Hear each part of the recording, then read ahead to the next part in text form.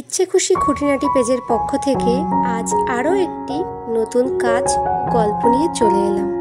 তাহলে চলো শুরু করা যাক। আমার মনে হয় সবসময় জবাব দেওয়া এক ধরনের বোকামি। কিছু কিছু মানুষের প্রশ্নের উত্তর থাকা সত্ত্বেও সেখানে নিরুত্তর থাকাটাই প্রয়োজন। একটা বাঁকা হাসি হেসে সেখান থেকে উঠে আসা প্রয়োজন। উঁচিয়ে থাকা 10 জনের সামনে নিজেকে এক্সপ্লেন করতে নেই। আমার এক্সপ্লেশন অতটা সস্তা নয়, সেটা অর্জন করতে হয়। সবসময় সব ফুল ভাঙিয়ে দিতে নেই। কেউ ভুল বুঝছে, বুঝুক।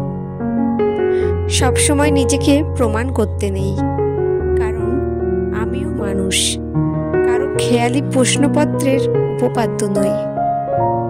ধন্যবাদ সকলকে। কাজটি ভালো লাগলে পেজটিকে লাইক, ফলো, শেয়ার করে সাপোর্ট করুন।